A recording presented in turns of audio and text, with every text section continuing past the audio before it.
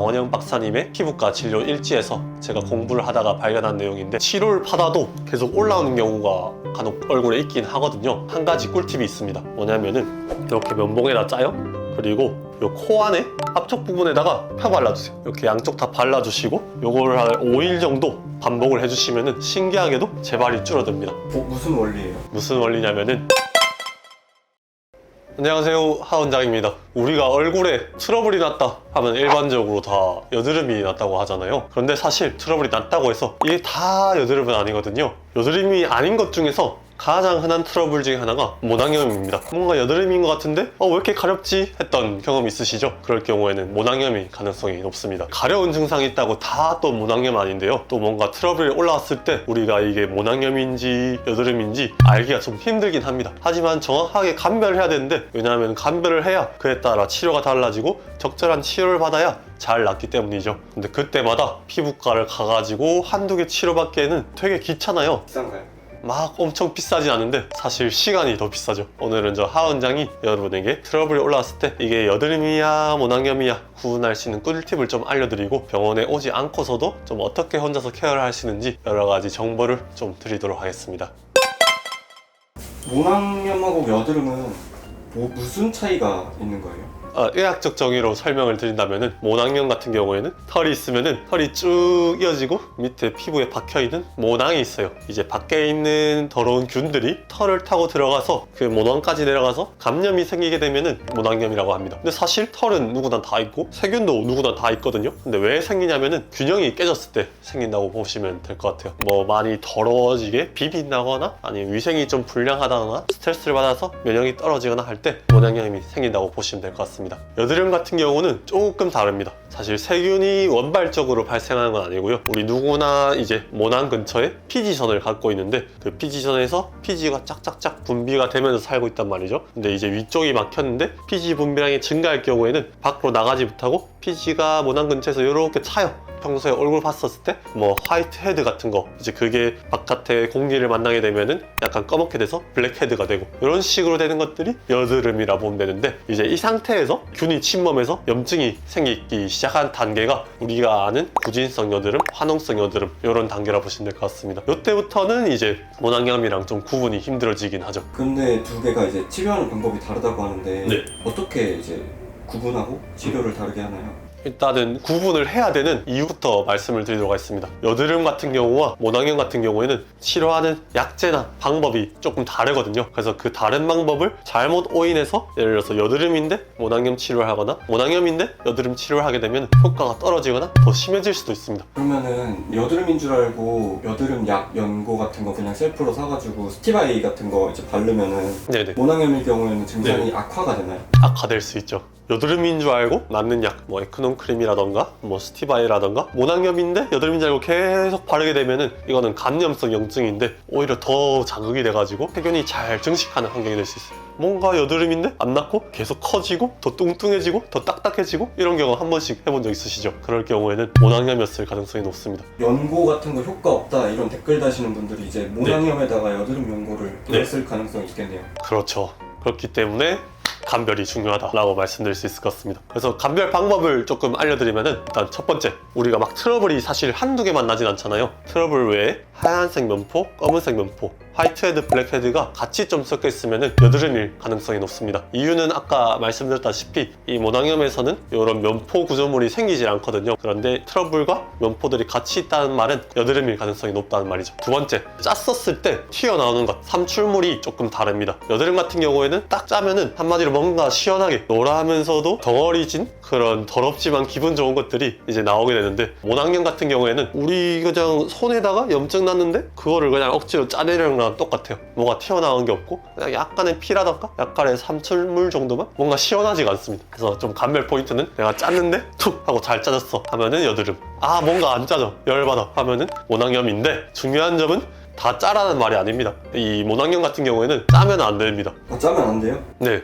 그렇기 때문에 내가 이걸 여드름인 줄 알고 계속 짰는데 잘 안 짜질 경우에는 아 이거 모낭염이구나 하고 빨리 짜는 걸 멈추기 위해서 말씀드린 거지 다 짜보라는 말은 아니고요. 모낭염은 짜면 안 되는 이유는 어쨌거나 이게 세균감염이기 때문에 짜려고 하면 짤수록 더 만지게 되고 그러면 더 균이 잘 증식하고 설령 푹 짜진다고 하더라도 이미 안쪽에서 감염이 더 잘 퍼지게 되는 환경이 되거든요. 내가 몇 번 짜봤는데 안 되더라 하면은 스탑 해주시는 게 좋을 것 같습니다. 근데 저는 개인적으로 구분을 아직 못할 것 같아요. 100% 감별법 아니지만 약간 감으로 감별하는 방법이 있습니다. 여드름은 조금 짜그맣게 좀 올라왔다가 그냥 사라진 경우가 대부분인데 모낭염 같은 경우에는 좀 더 크게 좀 더 구진성으로 올라온 경우가 많다고 보면 될 것 같습니다. 그리고 같은 부위에 올라왔다가 내려갔다가 올라왔다가 내려갔다 하면은 그것도 모낭염의 가능성이 많습니다. 왜냐하면 모낭염은 재발이 흔하거든요. 그렇기 때문에 커다랗게 종기처럼 올라온 경우에는 모낭염의 가능성이 많고 내가 한 부위에 계속 재발을 한다 이럴 경우에도 모낭염 쪽으로 의심을 해주면 될 것 같습니다. 병원에서는 확실하게 구별되나요? 병원 가면? 사실 병원에 온다고 해서도 저희 의사들이 뭐 이거를 딱 샘플을 채취해서 현미경으로 딱 들여다보고 모낭염이군 여드름이군 하진 않고 다 경험적으로 진단을 하는데 여드름의 진행 상황에 따라서는 감별이 좀 힘든 경우도 있기 때문에 100%는 아니에요. 그렇지만 어느 정도 그 부분 말고도 전체적으로 올라온 양상 이게 언제부터 올라왔고 어떻게 올라왔고 어떤 경과를 겪었는지 이런 병력 히스토리를 들으면은 일반인 분들보다는 더 감별을 잘 할 수 있기 때문에 아무래도 병원을 오면은 더 확실한 감별이 가능하죠. 그러면은 이런 모낭염이 났을 때는 어떻게 해야 되나요? 모든 염증이 그렇듯이 모낭염도 하나의 염증이고 우리 몸은 자체적으로 이 염증을 이겨내려고 하는 힘이 있습니다. 그렇기 때문에 그 힘을 잘 유지해주면서 이것을 악화시켜주는 요인만 제거를 해주면 잘 낫게 되는데요. 그 악화 요인에 대해서 좀 설명을 드리도록 하겠습니다. 일단 첫 번째는 피로함이에요. 이게 참 당연한 말이기도 한데 어쨌거나 우리 몸의 면역력이 강해야만 이것을 쉽게 이겨내는 것인데 피로가 이것을 떨어뜨리기 때문에 내가 좀 피로한 상황이면은 얼굴에 뭐가 더 잘 올라오는 경험을 분명 해보셨을 겁니다. 몸을 좀 건강하게 만들어주는 것이 모낭염의 재발을 막는 좋은 방법이고요. 두 번째로 이건 좀 남성분들한테 되게 중요한 방법인데요. 이 잘못된 면도 방법이 털의 모낭을 자극해서 모낭염이 올라온 경우도 되게 많거든요. 그런데 이게 모낭염인 줄 사실 잘 모르고 다니는 경우도 많으세요. 만약에 날로 하는 경우에는 면도 날을 매일매일 주기적으로 잘 세척해주고 바꿔주는 게 중요하고 털 같은 경우도 너무 바싹 밀어서 깎을 필요 없이 반대 방향 말고 털 결에 따라서 면도를 해주시는 게 오히려 세균을 모낭에 보내지 않는 방법이라고 생각하시면 될 것 같습니다. 그리고 세안은 이제 당연히 청결하게 해주셔야겠죠. 그런데 이제 너무 과도하게 해도 피부 장벽이 파괴가 되면서 오히려 더 모낭염균이 잘 침범하는 요소가 될 수 있기 때문에 아침 저녁으로는 꼭 해주시되 너무 빡빡 닦지 않고 마찰을 덜 주고 보습을 좀 잘 해주고 자외선을 좀 차단해주는 방식으로 진행을 하게 되면은 우리 피부가 피부 장벽을 잘 회복하면서 모낭염의 균이 좀 덜 증식하는 환경을 만들 수가 있을 것 같습니다. 손을 씻고 세안을 하나요? 세수하면서 손을 같이 씻나요? 아 이런 기초적인 질문을 하시다니. 당연히 손을 먼저 씻고 세안을 해야겠죠. 씻어놔서 그냥 네. 한 번에 하잖아요. 폼클렌징 손에 묻혀가지고 그러면 안 되나요? 저는 그러지 않습니다.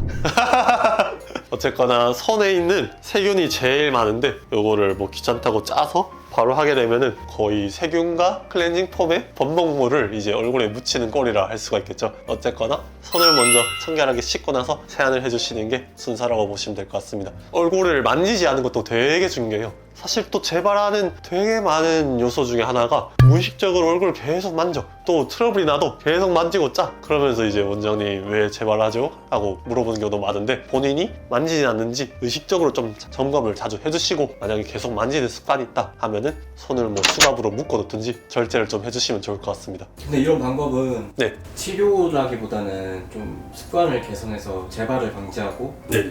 예방하는 차원인 것 같은데 네. 치료하는 방법은 없나요, 집에서?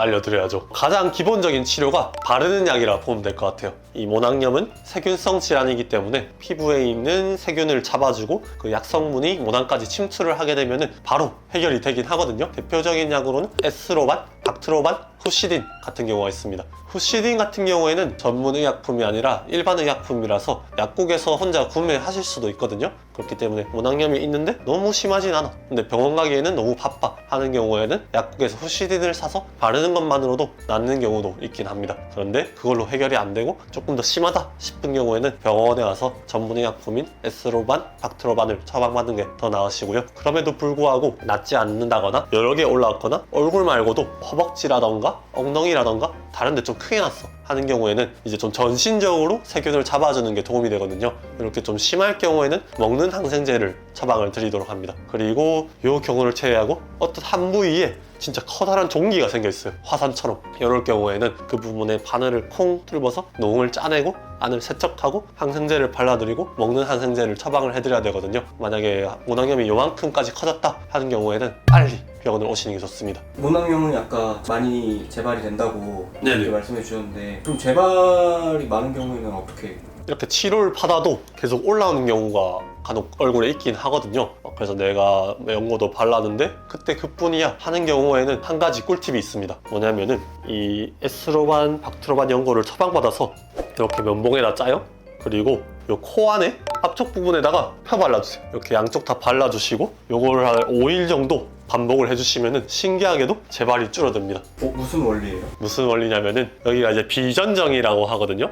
코 앞쪽에 있는 공간이라는 뜻인데 이 부분에 S 오리우스라고 하는 이 모낭염을 가장 잘 일으키는 세균들이 여기가 가장 아늑한 집입니다. 누구나 여기 이제 그래서 많은 세균을 달고 사는데 여기에 있는 균이 얼굴 쪽으로 사람 면역력이 약해졌을 때 잘 이동해서 모낭염을 일으킨다는 연구 결과가 있거든요. 강원영 박사님의 피부과 진료 일지에서 제가 공부를 하다가 발견한 내용인데 재발을 기가 막히게 떨어뜨릴 수가 있습니다. 치료를 받았는데도 계속 반복하는 분들은 이렇게 한번 시도를 해보시면 좋을 것 같아요. 저희 병원에서도 모낭염이 계속 재발하는 경우에는 이렇게 좀 교육을 드리고 있습니다. 네, 그래서 오늘은 모낭염, 여드름 구분 방법에 대해서 좀 알려드렸는데요. 어쨌거나 치료가 중요하기 때문에 감별이 중요하다는 점도 말씀드리게 되었습니다. 뭔가 혼자 집에서 이게 여드름인지 모낭염인지 모르고 계속 짜서 커다란 종기를 만드는 안타까운 분들이 있어요. 잘 모르겠다 하는 분들 경우 같은 경우는 그냥 혼자서 뭐 하려고 하는 것보다는 오히려 그냥 빨리 병원 와서 치료를 받는 게 그럴 때는 더 낫지 않나 좀 이렇게 생각이 드는 경우가 많은 것 같기도 합니다. 어쨌거나 날씨 추운데 감기 조심하시고요. 저는 또 다음번에 좋은 영상으로 찾아뵙도록 하겠습니다. 이상 하원장이었습니다. 감사합니다.